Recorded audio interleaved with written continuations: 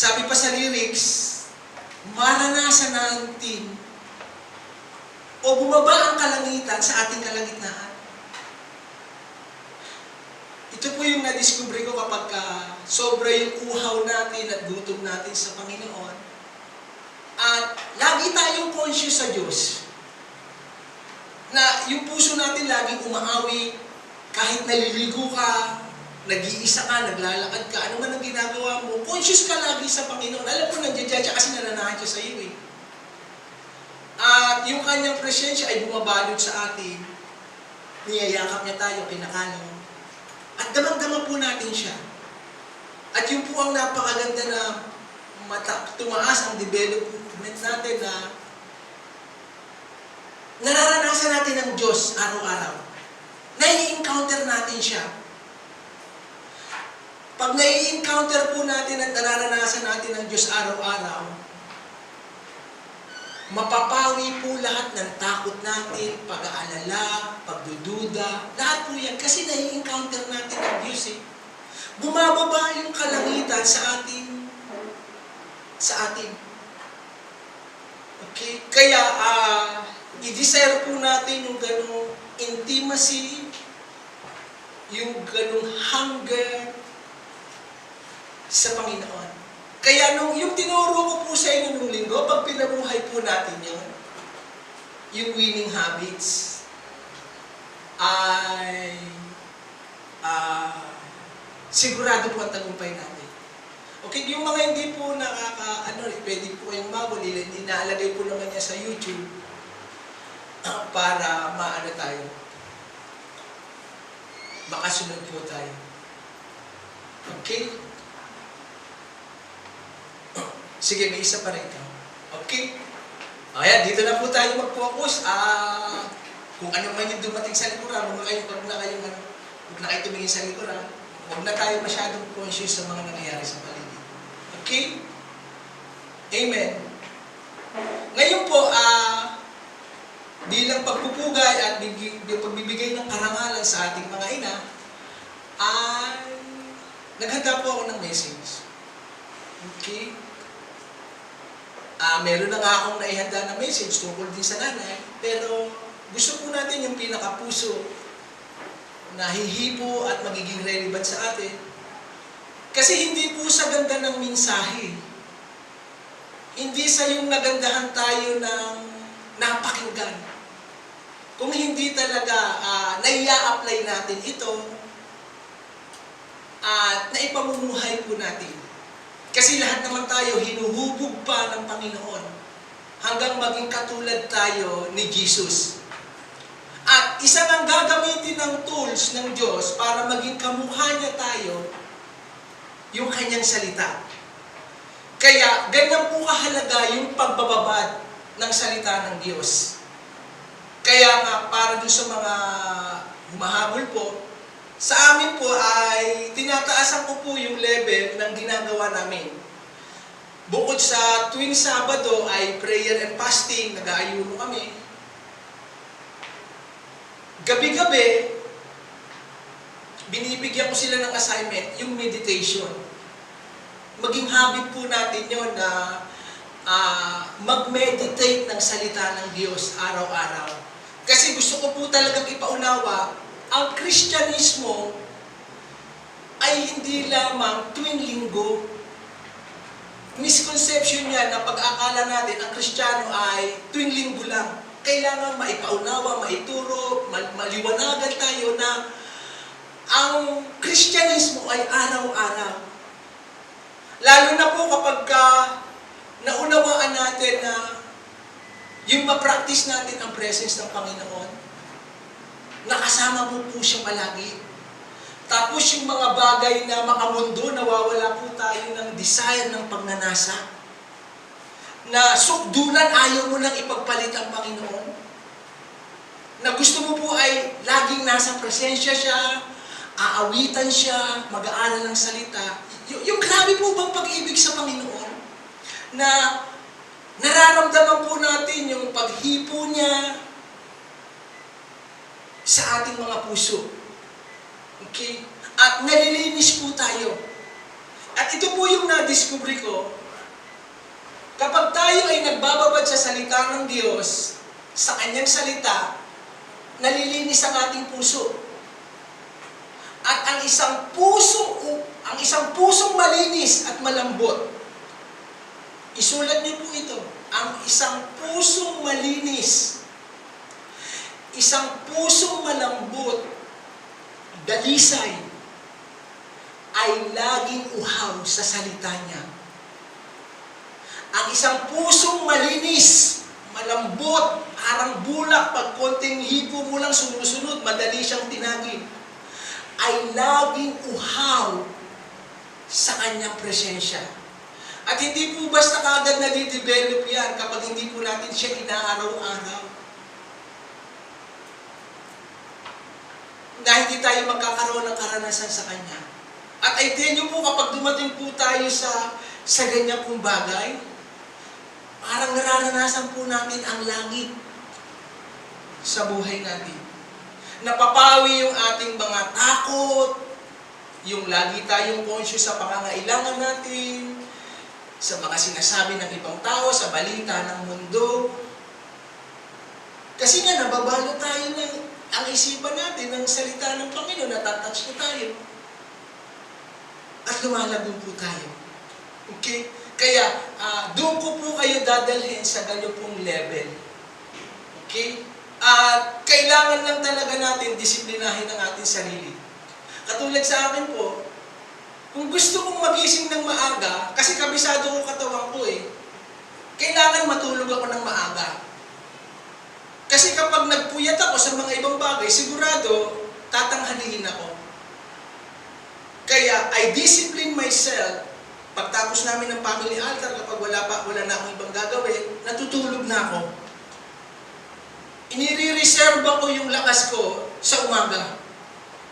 Doon ko siya gagamitin para sambahin ng Panginoon. Purihin siya. At doon ako kukuha ng kalakasan. Okay? Kaya, wag po natin ipagpalit ang Panginoon. At ito po yung na-discover ko. Pag hindi po tayo nag-quiet time, hindi tayo nagbasa, hindi tayo nagsamba, na-miss natin ang tunay na kahulugan nung araw na yun. Na-miss mo ang Panginoon, kapatid. Na naipagpalit mo siya sa ibang bagay. Kaya, dadalhin ko po kayo sa mas mataas na disiplina sa sarili. Siyempre, masakit sa laman yan kasi yung flesh natin maraming gustong gawin. Marami tayong gustong pagpuyatan. Pero, wag natin ipagpalit yung pagmamahal natin sa Panginoon. Lalo na yung the greatest commandment, the golden rule, na mahalin mo ako ng buong puso, isipan, lakas, emosyon, damdamin. At natuklasan ko kung bakit iniuutos yun ng Panginoon na unahin natin ang pagmamahal natin sa Kanya. Maliban kasi na masunod natin na mahalin siya ng gusto, ng lubusan, ng buong puso, pag-iisip, hindi na natin magagawa ang iba niyang utos na mahalin ang kapwa, mahalin ang ating kapitbahay, mahalin ang ating mga kaaway, mahalin yung mga nakakasakit sa atin. Hindi na po natin magagawa yun. Kaya maliban una sa lahat, mahalin natin siya. Yun po ang na-discover ko. Okay? Kaya gusto ko po ganun po ninyo pahalagahan. Yung pagko-quiet time. Yung pagdi-devotion. Maging katulad tayo ni Mary, laging nasa paanan ni Jesus, sabik na sabik. Nakaluhod. Nag-aabang ng mga salitang mamumutawi sa Panginoon. Hindi katulad ni Martha, nagkukumahog. Gusto niya rin naman ma-please ang Panginoon, kaso sa ibang pamamaraan. Pero yun ang hinahanap ni Jesus yung katulad ni Mary. Diba ang sabi niya, Martha, Martha, masyado kang abala sa mga maraming bagay. Isa lang ang talagang kailangan. Ito yung hinahanap ko, maging katulad ni Mary. Kaya, para mas maging productive po tayo, kailangan ng disiplina, tsaka yung time management, ako nga, binibilisan ko yung trabaho ko eh. Para pag natapos ko na yung mga trabaho ko, makakapagbasa na ako ng Bible. Iba pa yung piniprepare ko na ituturo pag linggo, iba pa yung sa family altar, iba pa yung sa leadership, iba sa training, iba pa yung sa mga personal na revelation na bibigay sa akin ng Panginoon. At ito po ang na-discover ko, kapag ang communication natin at ang intimacy natin sa Panginoon ay tuloy-tuloy, kahit naliligo ka, kahit naglalakad ka, kahit ano man ang ginagawa mo, kakausapin ka niya, bibigyan ka niya ng revelation. Ako nga, nagtatakal ng uling eh. Nararamdaman ko, bigyan na lang akong naluluha. Yung puso ko para siyang piniga. Dahil nakakatanggap ako ng mga revelation ng kapahayagan. Nasa loob lang ako ng bahay namin, nagkakareta. Pero bigla yung kaluwalhatian ng Panginoon, binabalot po ako. Kasi nararamdaman ko kasi tumatas pati mga balahibo ko eh. At doon ko po kayo dadalhin sa ganun pong level. Okay? Nakahiwalay tayo. Separated, consecrated, nakatalaga ang ating buhay. Kaya, balikan niyo po yan, yung mga tinuro ko sa inyo. Yung winning habits. Balikan niyo po. Pati nga yung anak ko, yung bunso, kasi napapansin ko, nagiging addicted pag gabi. Tumatiming, tulog na kami, dun siya mag-games. Kaya ang ginawa ko, sabi ko pa, tuturuan kita mag-devotion. Sabay ka sa akin. Sumabay ka sa akin. Kaya kapag gising ko minsan, alas 4 o 4:30, madali naman siyang tinabi. Sabi ko, Pao, bangon na. Opening prayer ka na. Kung gaano ako kahaba mag-pray at saka mag-worship, doon siya sumasabay. Kasi naniniwala ako, hindi ko siya madadala sa paulit-ulit na paalala, sermon, pagkukorek. Pero kung siya mismo magkakaroon ng karanasan na ma-encounter niya ang Panginoon sa murang gulang niya, mapapalitan yung desire ng puso niya sa mga ibang bagay. Siyempre, persado kang sasabay sa akin. Siyempre, hindi ka dapat magpupuyat. Kasi kapag sumabay ka sa akin, at nakikita kong patulog-tulog ka, at parang ang pagsamba mo kay Jesus ay parang tinatamad, medyo sisitahin kita. Kaya sabi ko po, lakasan mo yung pag-worship mo, huwag kang sasandal. Kasi kapag sumandal ka, tapos may hawak ka pang unan, makakatulog ka. Kaya ganun po ang na-discover ko. Para hindi ako makatulog, kailangan nakaluhod, nakataas ang kamay. At ito po yung napakahalaga. Para ma-develop talaga yung intimacy natin sa Panginoon. Kahit ayaw ng katawan mo, kahit pagod ka, kahit marami kang bagay na umaagaw sa ating kaisipan, kahit sugatan ka, wasak-wasak, durog-durog, kahit ano talaga pakiramdam mo, pilitin natin na huwag lumipas ang isang araw na hindi makapagbigay ng pagsamba, pananalangin sa Panginoon. At ito pa po yung na-discover ko. The more na nauuhaw ka sa Panginoon, lalo ka niyang uuhawin. Kaya nga, once a week pumupunta po ako rito, nag-pray na ako sa amin. Dito, ginugugol ko pa po yung prayer ko. Mag-isa. Hanggang dinadagda na lang ako ng mga worship team. Ang sarap po rito mag-quiet time pag mag-isa ka. Talagang pwede kang umiyak, umalahaw, mag-warfare. Mas gusto ko nga mag-isa ako kasi maingay ako manalangin tsaka mag-warfare. Talagang inaano ko. Okay? Amen. Nakukuha po ba natin? Sige po, punta po tayo sa message. the best na regalo sa ating nanay. Alam ko po, narinig nyo na to. Alam na natin ito. Pero, hayaan natin ang Espiritu Santo sariwain sa ating mga puso. Okay? At malakaran po natin ito. Kasi napakasarap po na doon sa loob ng bahay, nararanasan natin ang kapayapaan, ang kasaganaan, ang kaayusan, pag naghahari ang Panginoon. Okay, ano nga ba ang mga the best na pwede nating irigalo sa ating ina? Basahin po natin. Ang event na pong ito ay si Jesus ay nakapako sa krus. Mamamatay na siya. Malalabutan na siya ng hininga. Near the cross of Jesus stood by his mother's sister, Mary, the wife of Clopas, and Mary Magdalene. Puro mga babae po yan, ang daming Mary. When Jesus saw his mother there, and the disciple whom he loved standing nearby, si John the Beloved po yan, yung apostol na pinakabunso, na yung laging humihilig sa dibdib ng Panginoon, ay kasama ng mga nila Mary, yung nanay niya. He said to her, "Woman, here is your son."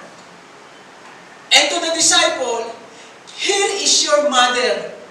From that time on, the disciple took her into his own. Ang Diyos po ang magpala ng kanyang salita sa ating kalagitnaan. Dito po natin makikita kung gaano ka-concerned ang Panginoong Hesus.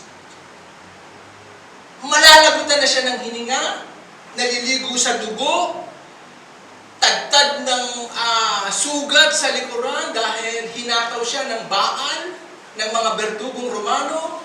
Yung tinik na korona nilagay sa kanya mahigit 1 inches at hindi ito basta pinato, pinukpok pa ito. At puyat siya dahil pinagpasapasahan ng mga Saudiseo, ng mga Sanhedrin, kay Poncio Pilato. Ang sasakit ng mga katawan niya dahil nagpasan siya ng krus. Nauuhaw siya, pinaiinom siya ng suka, ayaw niya.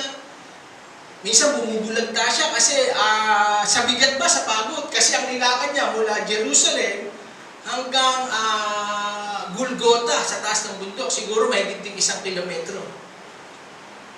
Pero makikita po natin ang concern ni Jesus. Habang nakapako si Jesus, kausap yung apostol, si John the Beloved, at saka yung nanay niya, sabi niya, "Mother, this is your son." Yun ang concern niya. Yung nay, ito yung alagad. Tapos sabi niya sa and to the disciple, "Here is your mother." Ganun po kalalim ang concern ng Panginoon, ang pagpapahalaga sa kanyang ina. Mamamatay na siya, malalagutan na siya. Kaya isang napakagandang ihemplo po o modeling na iniwan sa atin ng Panginoon na maging concern tayo sa ating mga ina. Kasi nga, mahirap din talaga. Talagang napakahirap ang magbuntis, manganak, yung iba nasisisaryan. Ang sabi nga, halos kalahati ng paa ay parang nasa hukay dahil sa hirap. Okay? Kaya, tinagubilin niya si Mary kay John the Beloved. Parang sabi ng Panginoong Hesus, "Huwag mong pababayaan yung nanay ko. Kayo na ang tumingin dyan." Bilhin mo, mamamatay na siya, ilang minuto na lang. Ang concern niya, yung nanay niya. Kasi, mas naunang namatay si Joseph. At dahil namatay si Joseph, siya na yung naging parang breadwinner, siya yung kuya, na tumitingin, kasi may mga iba pang kapatid si Jesus sa laman ng mga babae at lalaki. Kaya pinagkatiwala niya sa kanyang disipulo yung nanay niya. Sabi niya, huwag niyo pababayaan yung nanay ko. Ingatan niyo siya, kayo nang tumingin sa kanya. Alagaan niyo siya. From that time on, dinala na ni John the Beloved si Mary sa kanilang bahay. Kita niyo po yung eksenang yon na basag na basag ang puso ni Mary. Kasi sa harapan niya, nakikita niya kung paano pinako ang Panginoon. Ang pako ginamit kay Jesus, hindi di 4. Yung pako na ginagamit sa tulay, mga ganyan po kahaba. Isipin niyo po yung kada martilyo o minaso na pag tinusok pa lang dito, masakit na. Tapos kapag hinataw pa yung bumuo, syempre talsika ng mga dugo niyan. Talagang naliligo ang Panginoon. Higit pa sa halimaw, sa hayop, ang naranasan ng Panginoon. Pero ang pinaka-concern niya, huwag niyo pababayaan ang nanay ko. Kasi kinansangkapan din ng Diyos si Mary sa pagdadala ng kaligtasan ng ating Panginoon. Kaya, kung mahalaga kay Jesus ang mga ina, kasi lahat naman tayo may ina, ganun din daw natin siya pahalagahan. Kaya, ano ba yung pinakamagandang mairirigalo natin sa ating ina? Okay? Paano natin pahalagahan ang ating ina? Of course, number 1, mahalin ang ating ina. Unconditionally. Ang mga nanay natin, may kamalian, may kakulangan, may kahinaan. Kung ano man yung kahinaan nila at kakulangan, punuan natin. Kaya ako nga, sa daily devotion ko, araw-araw pinagpe-pray ko yung nanay ko at saka tatay ko. Kasi hindi ko sila kayang abutin, hindi ko sila kayang bantayan, tanging yung pananalangin. Kaya napakahalaga, pinagpe-pray natin yung ating ina araw-araw. Abutin sila ng Panginoon, bigyan sila ng kalakasan. Kasi nakakapagod din talaga ang maging nanay. Punas dito, punas doon, laba dito, laba doon, kuskus dito, kuskus doon, lahat tulog na. Sila nga, alas 12 na minsan yan, alauna na. Tapos gigising pa ng umaga. Habang nagluluto, nagsasalang ng labahan, may bibili pa sa baba, may tatawag. Ang dami, multitask. Ang dami ginagawa ng mga nanay. Ngayon, paano natin may papakita ang pagmamahal natin sa ating ina? Kasi sa totoo lang, pag nagkagipitan, o may sakit, o may ano, lahat iiwan tayo eh. Isa lang talagang magiging matitira, yung nanay. Tatayo talaga sa tabi mo. Lahat yan, yung iba magsasawa na. Pero ang nanay hindi niya kayang tiisin ang kanyang mga anak. Dugo, sa dugo niya yun, laman ng laman niya yun. Siya yung nag-conceive ng 9 na buwan o 7 buwan. Kaya kinapapalooban ng pagmamahal natin sa ating ina, yung pagbibigay ng respeto. Nawa po, tumagos po ito sa puso nating lahat. Kasi marami po ako nakikita.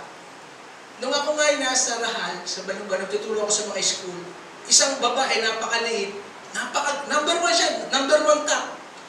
Napakagalang. Pag pumupunta kami, opo, pastor, yes, pastor, yes, ma'am. Ang giliw-giliw niya sa mga teacher niya, kay pastor, sa mga kaklase niya.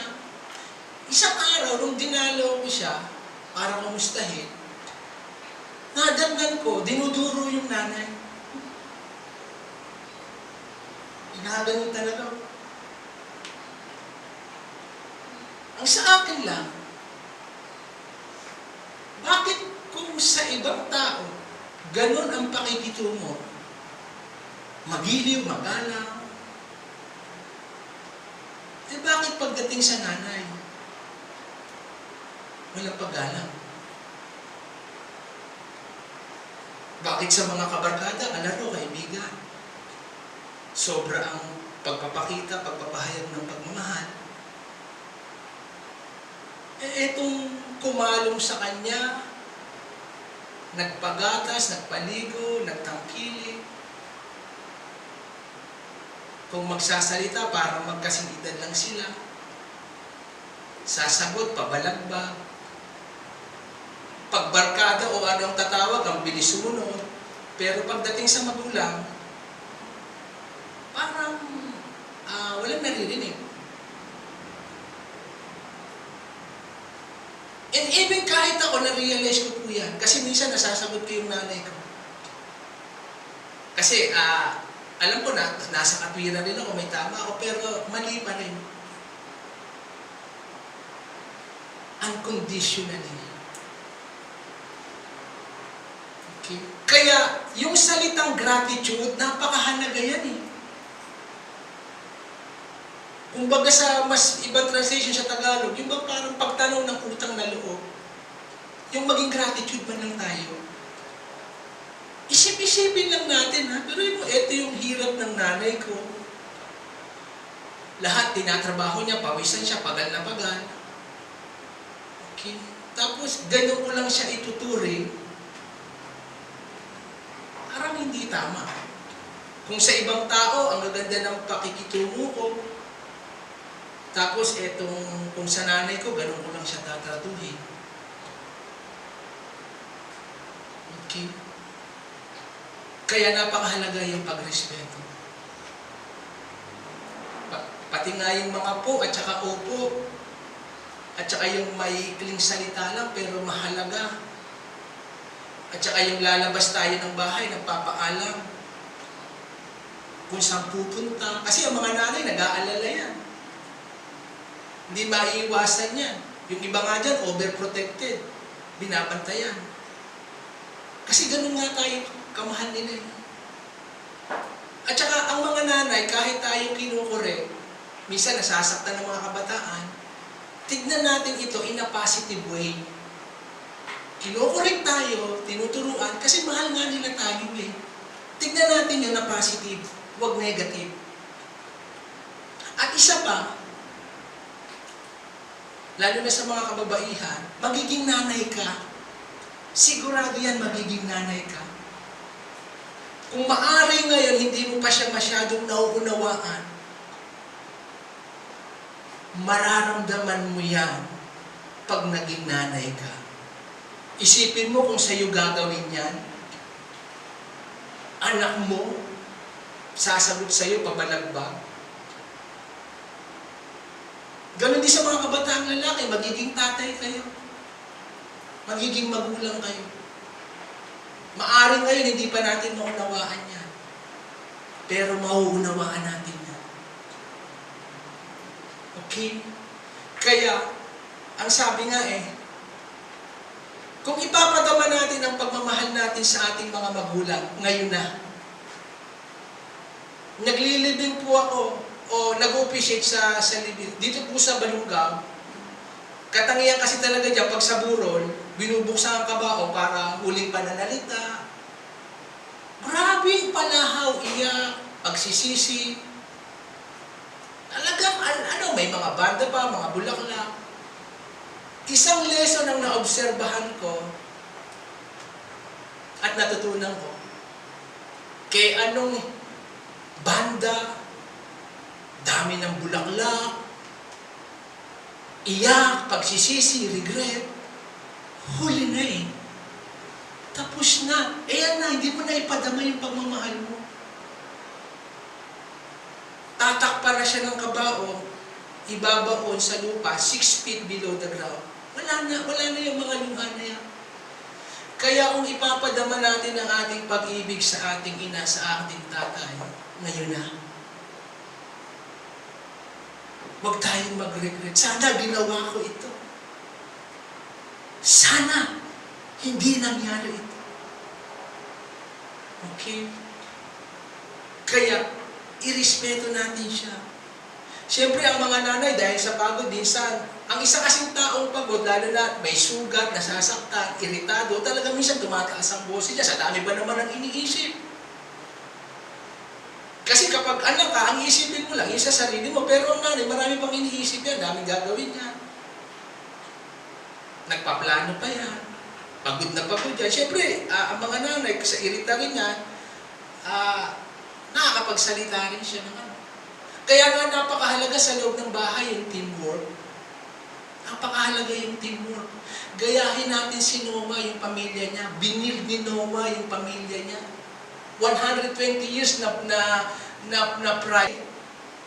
Ikaw kung naglilid ka sa mga kabataan, ganyan ang pinapakita mo, gagayahin ka nila. Kasi ang pagiging leader, hindi lang naman sa salita. More pa nga sa kung ano yung nakikita nila. Kaya pahalagahan po natin ang teamwork sa loob ng bahay. Sa akin, na-challenge ako kayo, sobrang sipag. Kahit pinapagpahinga ko na, pinapakain, tahi pa ng tahi. Pupunta pa sa bangko, magbabayad, mamimili pa. Parang hindi kakayanin ng kalooban ko na, eto, napakasipag. Tapos ako, papatay-patay lang na walang ginagawa. O nakatiyaya lang dyan, o nag-aaksaya ng oras, o hihintayin ko lang lumubog yung anak. Nakaka-challenge. Kaya tayo, ma-challenge po tayo mga kabataan. Kung masipag ang ating nanay at saka tatay, dapat tayo mas ma-agresibo kasi mas malakas tayo. Mas may kakayahan. Kaya pahalagahan natin. Kita niyo po kapag ganyan ang naging natin sa bahay, doon natin mararanasan ang kalangitan. May iwasan yung mga sigawan, dabugan. At saka, kahit nga sa mga anak ko sinasabi ko huwag na kayong magreklamamuha kung pagdating sa iyo, ang dami mong hinugasan, ang dami mong gagawin. Sa akin nga, yung motor, bago ko paandarin na, nasakit ng paa ko O yung magpasa ng puji, magtatakal pa ng uling, magpapalitada pa mamaya. Kung magbibilingan tayo ng trabaho. Kaya, bahagi ng training niya, kailangan ipaunawa. Kasi kapag mayroong isang hindi gagalaw sa isang bahay, mararamdaman yan ng isa. Halimbawa, yung isang pa ayaw mag-function, apektado lahat. Babagal, hihina. O konti magagawa kasi ayaw magtinmog ng paa O kahit yung kamay, ayaw makiisa. Kailangan nagpapangsyon sa loob ng bahay. Pag meron diyang hindi gumawa, ramdam lahat yan. Kaya nga, tayong mga magulang maging matalino rin. Kaya ganyang kahalaga po yung family altar gabi-gabi. Pag hindi natin ginagawa yan, susulpot ang problema dyan. Kasi binabiolate na natin ang salita ng Panginoon, yung batas niya. Para maiwasan ang maraming problema, kamalian, mga error, hubugin natin sila sa salita ng Diyos. Kasi kapag sa pagalit natin at sita, papalagyan Pero sa salita ng Diyos, hindi sila makakapalag dyan. Hindi sila pwedeng magreklamo. Anak, salita ng Diyos yan Hindi ko salita yan. Ikaw pa nga nagbasa At saka, hindi iuutos ng Diyos yan sa ikakasama natin yan. At sabi nga sa Proverbs 22 verse 6, train up a child the way they should go. And if they grow old, they will not depart from it. Hubugin mo ang mga bata habang malambot pa. Para paglaki nila, hindi Kaya ganyan nga po katyaga, napupumilit ka ulit. Huwag nating pabayaan ang family altar. Kahit dalawa lang tayo, kahit tatlo lang kayo dyan. Para maiwasan ang mga kamalian at mabuhay tayo sa bukas na langit. Kasi kapag hindi natin i-develop ang mga anak natin, sino magtuturo sa kanila? Barkada nila? Ano ituturo ng barkada nila? Ano ituturo ng mga ka-Facebook nila, napapanood nila sa TV, yung mga teacher nila, yung mga values na yan. Kaya una responsibilidad natin sa loob ng bahay ang training, gabi-gabi. Kung nakakapanood nga tayo ng palabas sa TV, isang oras, i-skip natin yan. Kasi alam naman natin ng mga balita dyan, kung hindi lang COVID dyan, may nagbanggaan, mga West Philippine Sea. Samantalahin natin. At habang bata sila, i-enjoy natin yung presence. Kasi kapag nagpamilya na yan, nasayang yung mga oras na yun. At kapag nagpamilya sila, ipapatupad din nila yung pinatutupad mo. O kapag nagpamilya ka, Steve, pag nakapamilya ka, kung paano ako nagiging tatay, nakikita nyo, nagpapamilya ka, yung susi ng lahat, itutuloy mo yan sa pamilya mo. May iwasan po natin ang maraming pagkakamali. Pastor, paano kung medyo humahabol? Hindi pa po uli ang lahat. Mababago pa sila. Kaya nga tayo may prayer and fasting eh. Kaya nga iniingatan natin ang puso natin. Na hindi kapitan na sama ng loob, ng hinanakit, ng tampo, ng kalaswaan, para walang makakapigil sa pananalangin natin. Kaya i-schedule nyo po yan, mga magulang. Maging katulad tayo ni Jochebed. Ni-raise up niya si Moises. Na great leader, deliverer, mighty prophet, lawgiver. Gayahin natin si Hannah. Ni-raise up niya si Samuel as a leader, the major prophet in the times of, in the Old Testament. Kaya tiyagaan natin. Kaya mahalaga po yan eh, yung binibigay na guideline. Tapos bigyan niyo sila ng assignment, meditation. Sila binibigyan ko ng assignment. Eh, gustong-gusto pa nga nila. Sabi ko, magme-meditate kayo ha. Walang problema rito kung nagkamali kayo o kulang. Ang mahalaga, may assignment kayo. Bilhin mo sa isang araw, ang dami mong naisip. Yung salita ng Diyos, hindi mo man lang naisip, napabayaan mo. Ibig sabihin, hindi ka nakapokus. At yan ang nakikita ko sa marami. Yung lack of focus, kalat-kalat, sabog-sabog, hindi sila nakalack of focus eh. Kaya mag-focus lang tayo sa salita ng Panginoon. Kung babaguhin ng tao, ng Diyos ang isang tao, ang gagamitin niya ay Word of God. At saka, yung tuhod natin, niluluhod talaga yan. Ang tawag ko dyan, dapat mga lumpo tayo sa harapan ng Diyos. Nakaluhod ka lagi. Maging lumpo ka. Parang putulang paa mo. You kneel down, you cry out to God. Lord, baguhin mo ang aking anak. Hipuin mo ang aking asawa. Hindi ako titigil, Panginoon. Mananalangin ako at mag-ayuno. I will cry out. Hindi ko hahayaan na ma-overcome sila ng kasamaan. May presyong binabayaran. Amen? Nakukuha po ba natin? Amen? Nakukuha po ba natin? Mahalin sila bilang pagrespeto. Ipadama ang pag-ibig habang nabubuhay pa. Okay, yung pagyaka, okay, at isa pa. Next. Tulungan ng ina. Tulungan. Pinaka-the best na may iririgalo natin yan. Kasi ano man ang mairigalo natin, halimbawa, damit, kukupas yan eh. Bulaklak, ilang linggo, tuyot na yan. Cellphone, masisira rin yan. Maganda yan, pero ito talaga yung the best na may bibigay natin sa ating ina. Tulungan. Nung ako po'y nagtatrabaho, unang sweldo ko sa pagbabarko, binigay ko sa nanay ko. Idagdag pa natin, pagsimang ka, 80% ng sweldo mo, automatic sa magulang kasi binata ka eh.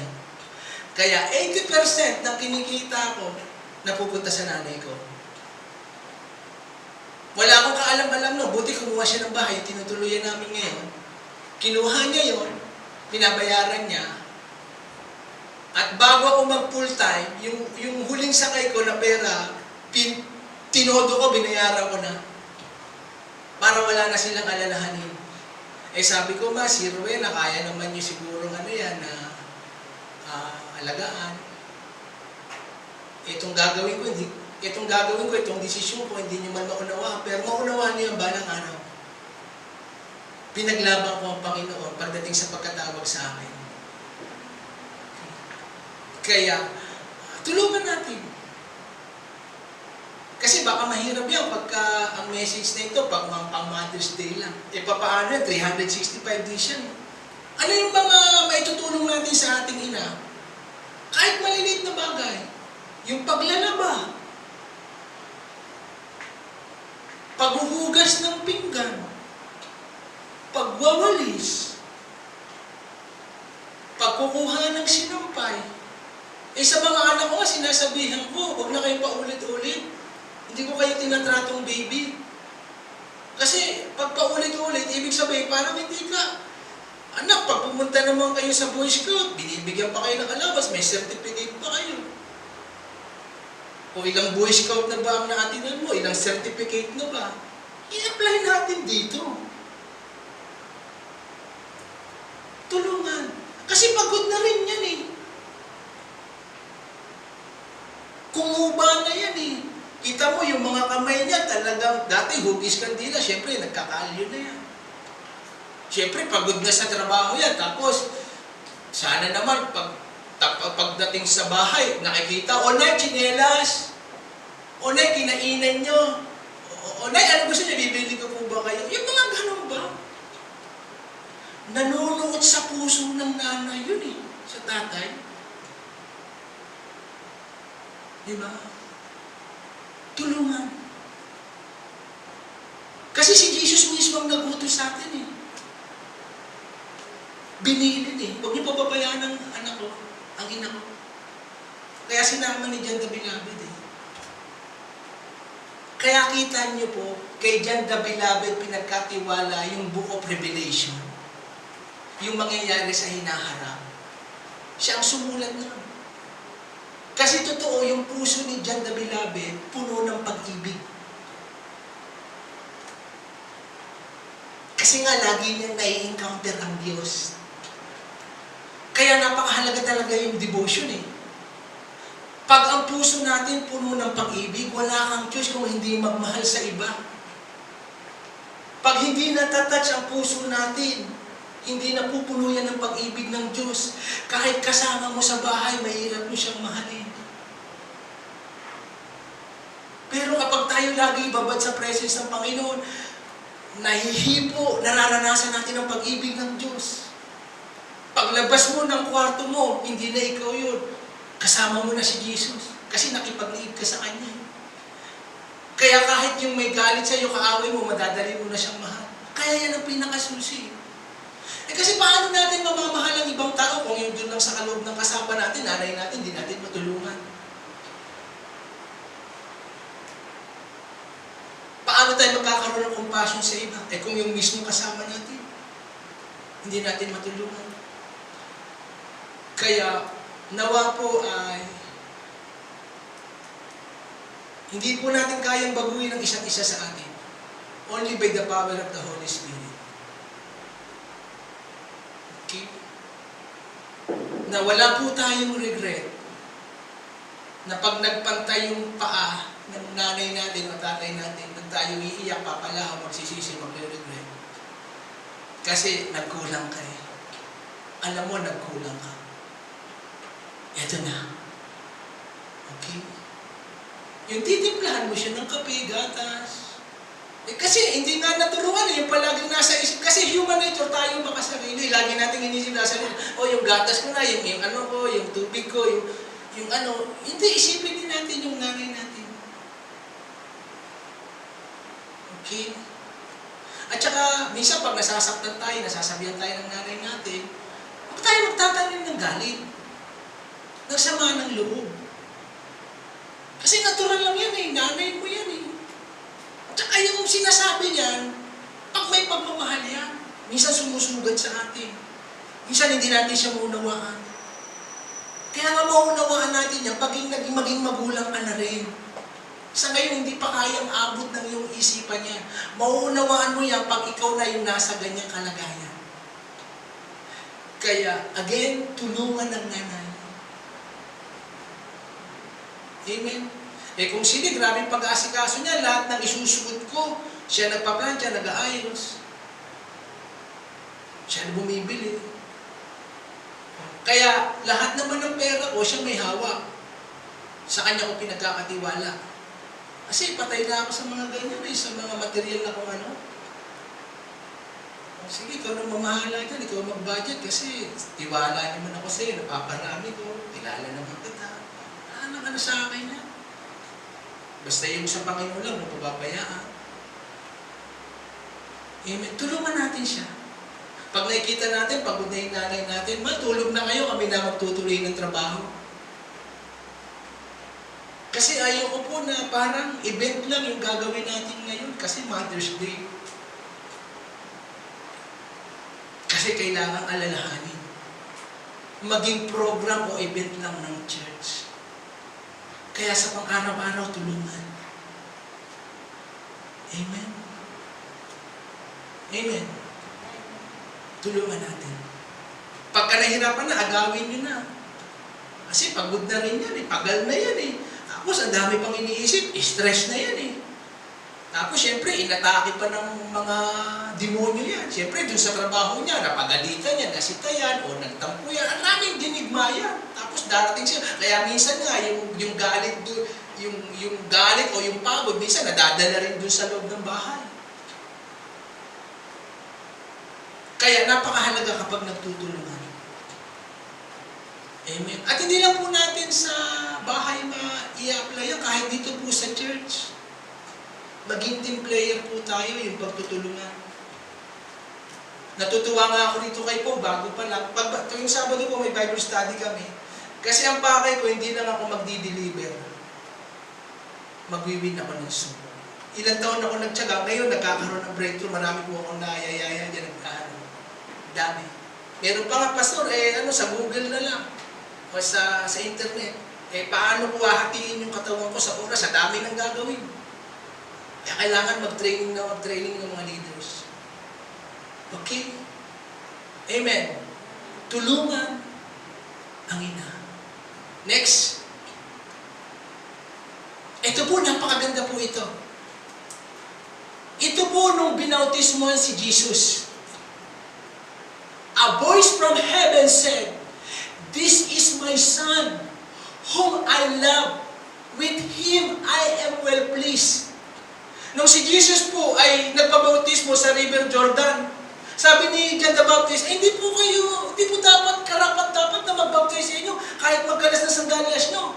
Pero pagpapakita ng submission sa authority, kasi naniniwala si Jesus, yung authority na galing kay John the Baptist ay galing sa invisible authority, galing sa Ama. Kaya sabi niya, dapat natin gawin ang kalooban ng Diyos Ama. Nagpabautismo siya. Nung binautismohan si Jesus, bumukas ang langit.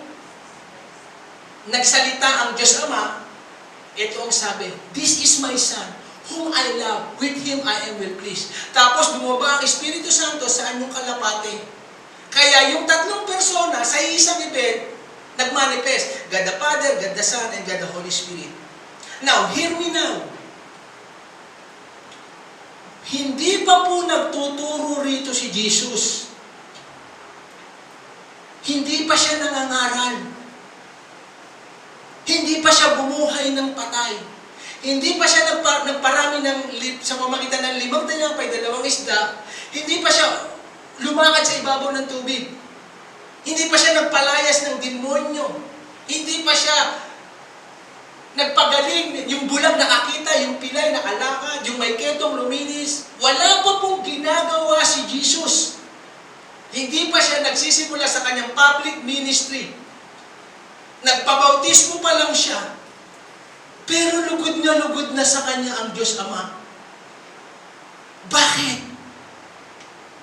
Kasi mula 12 years hanggang 30 years old, silent ang Bible, tahimik, walang nabanggit, mga nakatago, mga hidden works ni Jesus. Napagpapakita na submission siya sa kanyang magulang. Kasi ang tatay niya ay karpintero. Sumasama siya sa paglalagari, gawa ng cabinet, ng pintuan. Ordinary, sumasama siya. Doon nalugod ang Diyos Ama. Kaya yun ang mas kinalulugdan ng Diyos. Yung pagtulong sa magulang. Ito po yung pinakamagandang endorsement o na marinig sa certificate. Yung marinig sa Diyos natin na, "This is my son whom I love. With him I am well pleased." Diba? Kahit ano sabihin ng mga tao sa'yo, tungkol sa'yo, pero ang Diyos naman magsasabi na, "Ito yung aking anak na lubos kong kinalulugdan at mahal na mahal ko." Bakit nagkaganon? Matulungin si Jesus sa nanay niya, sa tatay niya. Kaya hindi mo nasukatan yung ministry sa church. Bagamat kailangan siya, tinutos ng Panginoon. yung ministry natin sa bahay natin. Kita niyo si David, hindi niya mapapatay si Goliath kung hindi siya submissive sa tatay niya. Nung inutusan siya ng tatay niya na dalhin ang keso at tinapay at gatas sa digmaan sa mga kapatid niya, immediately, walang reklamo, sumunod si David. Kaya napakahalaga yung submission sa authority. Hindi maitutumba, hindi mapupugutan ng ulo ni David si Goliath kung si David mareklamo sa tatay niya, balagbag sumagot, ang daming reklamo. Kaya napakahalaga po yun yung submission sa authority. Kasi iyan ang inilagay ng Diyos eh. Kaya sa bahay, yung magulang, sa church yung pastor. Kaya doon kinalugdan si Jesus. Kaya napakahalaga yung pagtulong. I-schedule natin yan. Huwag nating hayaan na dayain tayo yung masyadong, yung mga gadget, yung mga bagay na yan, na ilayo tayo sa pagmamahal natin sa tunay sa Diyos at sa kamahal natin sa buhay. Kaya minsan kapag hindi tayo marunong mag-handle ng blessing, ikapapahamak yan eh. Pag hindi marunong mag-handle ng tagumpay, imbis na napalapit sa Diyos, imbis na palapit sa kapwa, napalayo. Hindi na ingatan ng puso paano i-handle yung maliliit na tagumpay at mga blessing. Bili mo, kapag nabigyan ka ng blessing din, nandiyan na yung oras mo, ilang oras na. Kaya, maging matalino po tayo. Amen. Bili mo, sa ka-Facebook, kung mahaba ka maka-Facebook, baka hindi naman masama yan, dami mong talakit, pero sa nanay natin, yung mga sikreto, hindi natin may ano. Ang daming kabataan yan. May nagsusumbong nga sa akin eh, Pastor, yung anak ko hindi na pala pumapasok. Akala namin, kasi lumalabas na ka-uniforme. Tapos pagbalik rito, buntis na pala. Paano nagkaganon? Bro mo, yung pinakasikreto niya, tagong-tago niya, sa nanay niya. Yung mga crush niya, yung mga gusto niya, eto na nga, nabuntis na. Hindi alam ng nanay. Ano nangyari rito, Pastor? Eh, sabi ko, parehas po kayo may pagkukulang dyan. Kasi hindi nga na-train. Eh kung iaasa lang natin sa teacher at saka sa church yung pag-award niya, hindi tayo naging mabuting katiwala. Kaya nga para again, maiwasan ng ganung pagkakamali, family altar. Kasi kapag nagpa-family altar kayo, kahit pa paano mabubuksan niyan yung mga sikreto. O anak, ano na ba nangyari sa'yo? Ano ba pinagdadaanan mo? Parang matamlay ka. Ano ba bigatin mo? Ilapit natin sa Panginoon. Eh kung lahat tayo may gadget, hiwa-hiwalay ng kwarto. Hindi tayo nag-uusap, hindi tayo nag-ano. Inilalayo tayo ng ganyang sistema. Kaya bilang pastor, kailangan turuan ng mga tupat, mga kawan. Huwag tayong paglalayuin ng mga ganyan. Tsaka ano natin gawin niya kapag nagawa na natin yung para sa Diyos at para sa ating isa't isa. Kaya nga again, time management. May time ka para sa Diyos, may time ka para sa paglilibang mo, may time ka sa trabaho mo. Hindi ka na mag-aaksaya ng oras. Sa akin lang, 1 oras lang, ang dami ko nang nagawa. Kaya kung may mga katagpo akong tao, ayaw ko rin sayangin yung oras nila eh. Kasi ayaw ko rin masayang yung oras ko sa kanila kasi ang dami kong gagawin. Nakukuha po ba natin? At yan po ang napakasarap na marinig sa Diyos Ama. Kahit anong paninira sa iyo, criticism, pero pag napagsabihan ka ng Diyos Ama, this is my son, whom I will please. Siya yung kaanak ko na kanugod-lugod.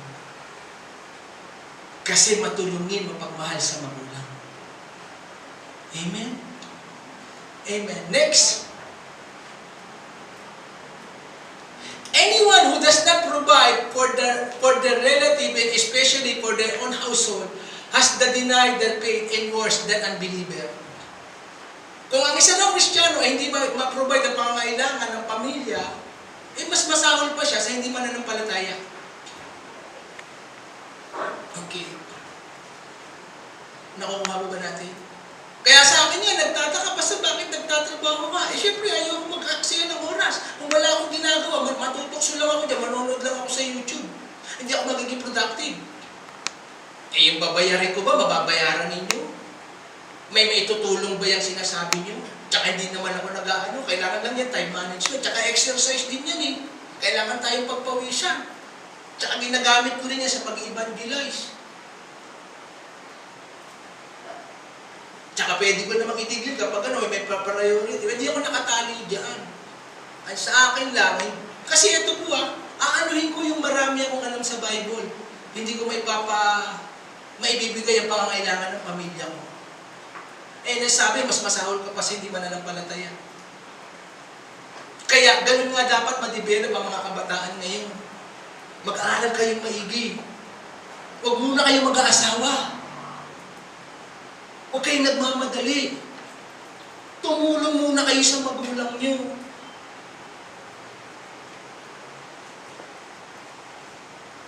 Mag-provide muna kayo. Amen? Kasi pag pinamuhay talaga natin, yan, i-bless tayo eh. Eh sa akin lang, hindi namin nakalain na magiging ganito yung property namin sa Cavite.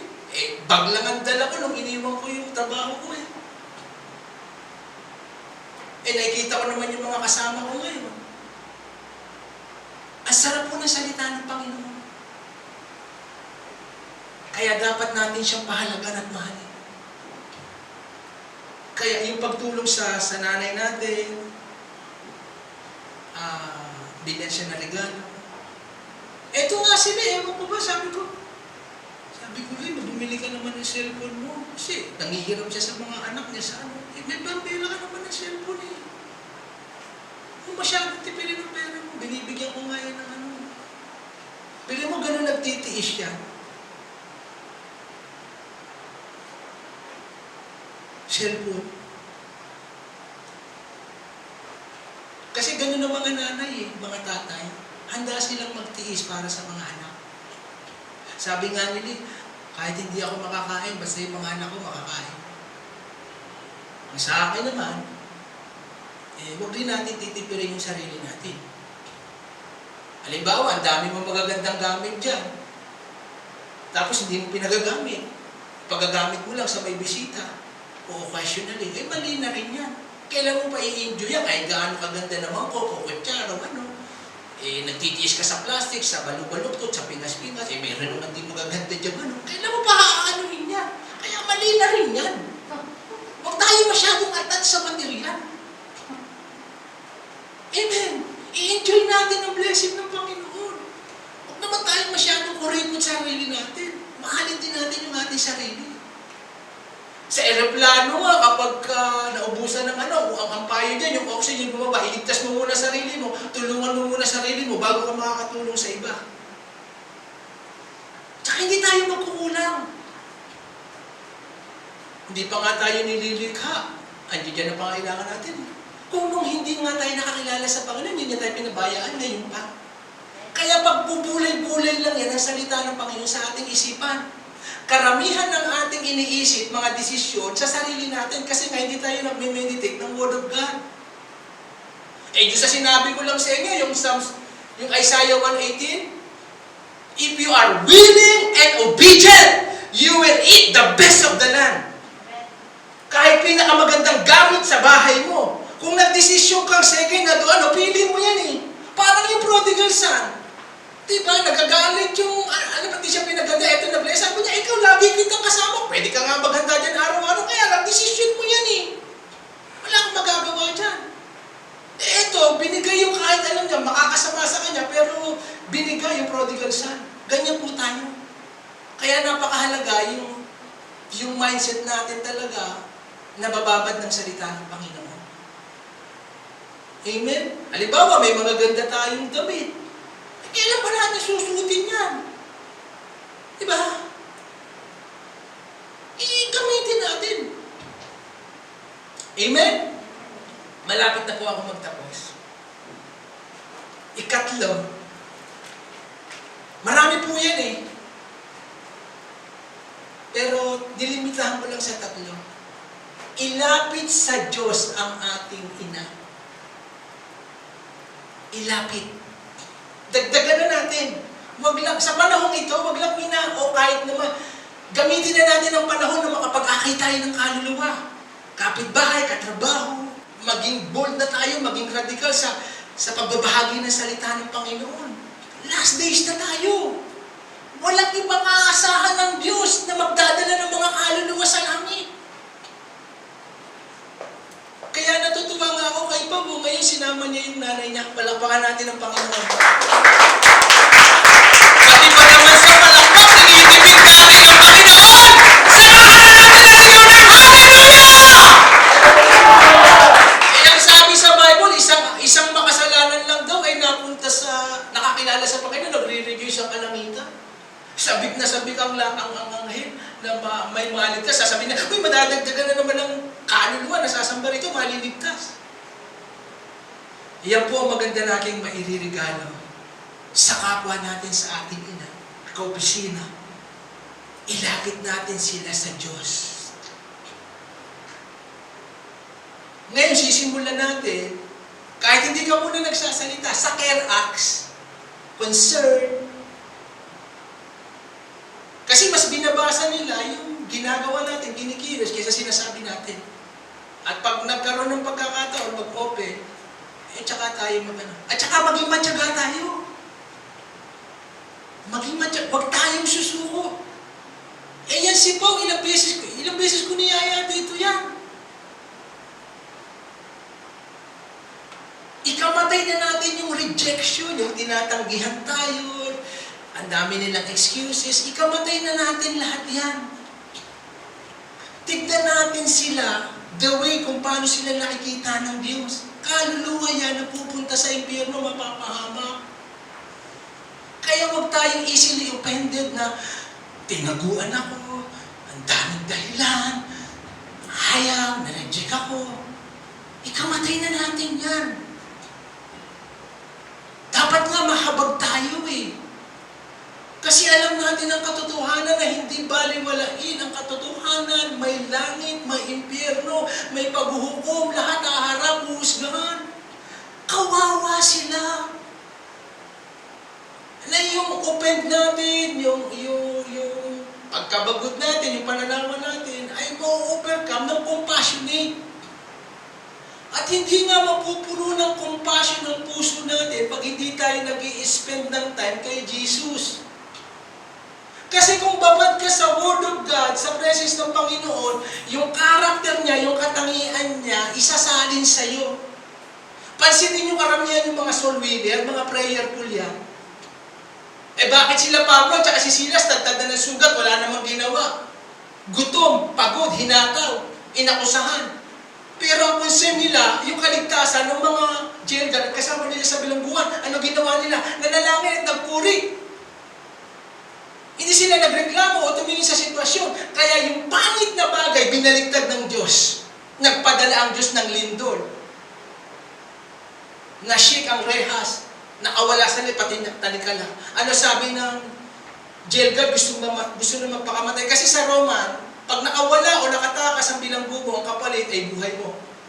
Sabi, huwag mo saktan. Ano dapat kong gawin para maligtas? Pakita mo yung verse. Sirs, what must I do to be saved?